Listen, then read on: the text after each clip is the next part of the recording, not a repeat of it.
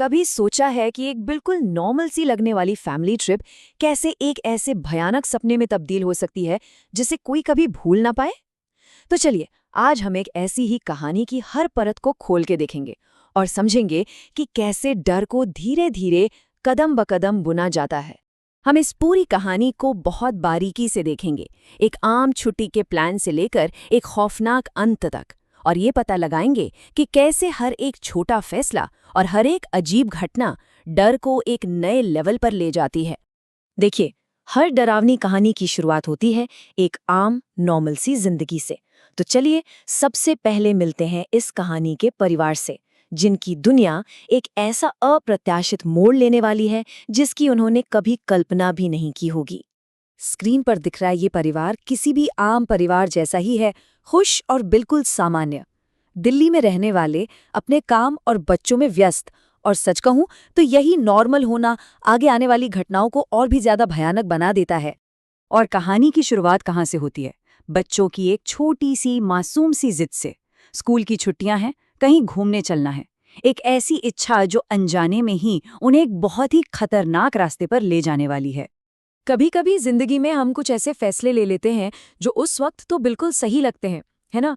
रवि को ऑफिस से छुट्टी नहीं मिल सकती, तो अंजलि कहती है कि वो अकेले बच्चों को लेकर अपनी माँ के घर चली जाएगी। एक ऐसा फैसला जो बिल्कुल सेफ और सही लगता है, पर असल में है नहीं। तो यहीं से कहानी में एक अजीब सा तनाव घुलना शुरू होता है। चलिए देखते हैं कि कैसे आने वाले खतरे के छोटे छोटे संकेत कहानी में बड़ी ही चालाकी से डाले जाते हैं। ये देखिए, ये बातचीत कितनी कमाल की है। एक तरफ है अंजलि का आत्मविश्वास, उसका लॉजिक कि दिन में सफर करेंगे तो क्या दिक्कत है, और दूसरी तरफ है रवि की वो पुरानी सुनी सुनाई बात, वो चिंता। यहीं पर मॉडर्न सोच और पुराने अंधविश्वास के बीच एक टकराव होता है जो आने वाले डर की नींव रखता है। कहानियों में डराने की एक अजीब ताकत होती है ना?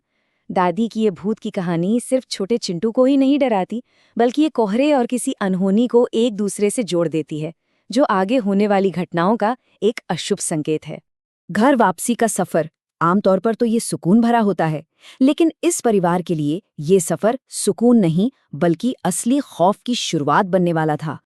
देखिए कैसे छोटी छोटी चीजें मिलकर एक बड़ी मुसीबत को दावत देती हैं।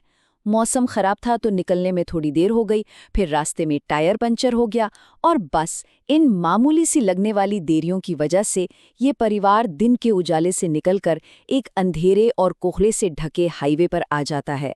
डर अक्सर ऐसे ही दबे पांव आता है। पहली अजीब घटना इतनी अजीब कि कोई भी सोचेगा, क्या मैंने सच में ये देखा, या ये सिर्फ आंखों का धोखा था, एक वहम? एक बार हो तो चलो इत्तेफाक मान ले, पर जब वही चीज कुछ पलों के बाद फिर से दिखे, तब दिल में एक सिहरन सी उठती है। और इसी पल अंजलि और पीहू को ये एहसास होता है कि इस हाईवे पर कुछ बहुत ज्यादा गड़बड़ है। अब डर सिर्फ एक बेजान चीज नहीं है, अब वो एक साया बन चुका है, एक ऐसी मौजूदगी जो उन्हें देख रही है, और डर का लेवल और भी बढ़ जाता है। गाड़ी अब तक उनका सेफ जोन थी, उनका किला, एक कवच जो उन्हें बाहर की दुनिया से बचा रहा था। पर वो हाथ का निशान शीशे के अंदर की तरफ, वो इस बात का सबूत था कि अब वो कहीं महफूज नहीं है। खतरा अब उनके साथ, गाड़ी के अंदर। और अब कहानी उस मोड़ पर आ पहुंचती है जहां से वापसी का कोई रास्ता नहीं है। डर अपनी इंतहा पर है, परिवार के पास भागने या छिपने के लिए कोई जगह नहीं बची है। जरा सोचिए इस सिचुएशन को, घना अंधेरा, कोहरा, डर का माहौल, और अचानक कार का रेडियो अपने आप चालू हो जाता है, और उससे जो टूटी फूटी खौफनाक आवाज आती है वो किसी इंसान की है ही नहीं। घने कोहरे में कुछ भी साफ नहीं दिखता। वो तेज रोशनी कहाँ से आ रही है, कितनी दूर है, कुछ नहीं पता। सब कुछ बस एक पल में हो रहा है, दिमाग सुन्न हो चुका है, और बस बचने की एक आखिरी कोशिश में सब कुछ एक पल में खत्म हो जाता है। डर, चीखें, और फिर एक गहरा भयानक सन्नाटा। कहते हैं कि सबसे बुरे घाव वो नहीं होते जो शरीर पर दिखते हैं। असली हॉरर तो तब शुरू होता है जब हादसा खत्म हो जाता है और जहन में खौफ बस जाता है। सोचिए उस अकेलेपन के बारे में, जब आप जानते हैं कि आपने क्या देखा, क्या महसूस किया, लेकिन दुनिया आपकी बात पर यकीन करने को तैयार नहीं। पुलिस कहती है कोई ट्रक था ही नहीं, तो फिर अंजलि ने क्या देखा? यही सवाल उसे अंदर ही अंदर खोखला करने लगता है। कुछ यादें हमारा पीछा कभी नहीं छोड़ती हैं ना।